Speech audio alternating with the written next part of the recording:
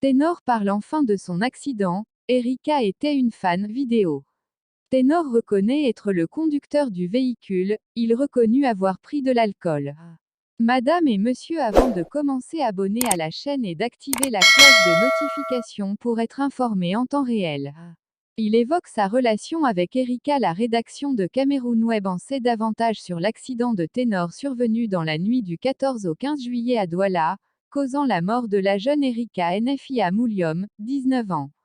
Selon des sources sécuritaires, l'artiste ténor de son vrai nom Mangoumou Aya Thierry a reconnu être le conducteur du véhicule de marque Mercedes classe C300 immatriculé sous châssis 02 51 92 le jour du drame. Dans sa déposition, il a indiqué qu'après sa prestation à l'Institut français de Douala, il s'est rendu à la boîte de nuit dénommée Mermoz, située au quartier Bonamoussadi. Une de ses connaissances célébrait son anniversaire dans cette structure selon ses déclarations. Après cette virée, il décide de se rendre à son hôtel. Il sonnait 4 heures du matin. Erika était juste une fan. Interrogée sur la nature de ses relations avec Eric Mouliom qui a malheureusement perdu la vie dans cet accident, Ténor a indiqué que cette dernière était une fan qu'il a rencontrée dans la boîte de nuit et avec qui il a eu à faire des selfies.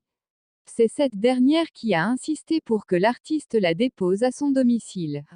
Ténor a précisé aux enquêteurs qu'il ne connaissait pas Erika avant cette soirée.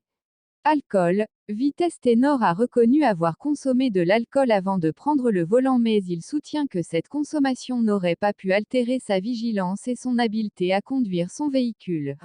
Ayant perdu la connaissance au moment du drame, l'artiste n'a pas été soumis à un alcotest. Les enquêteurs ne retiennent donc pas la conduite en état d'ivresse contre Ténor. Cependant, ils sont convaincus que la perte de contrôle du véhicule est provoquée par un excès de vitesse. Homicide volontaire. Les enquêteurs de la police judiciaire estiment que le nommé Mangoumou Aya Thierry est susceptible d'être poursuivi pour homicide involontaire. C'est ainsi qu'il a été présenté au procureur de la République qui a requis son placement en détention provisoire à la prison centrale de New-Bel à Douala. D'après les recoupements effectués par la rédaction de Cameroun Web, le véhicule que conduisait Ténor, le jour du drame, était un engin de location. Le chauffeur de la voiture était également dans le véhicule au moment de l'accident. Il était au côté non-chauffeur. Il se nomme Ndoumbe Benjamin. C'est lui qui était censé conduire le véhicule. Pour l'heure, il n'est pas en mesure de répondre aux questions des enquêteurs. Les enquêteurs n'ont pas trouvé sur Ténor son permis de conduire.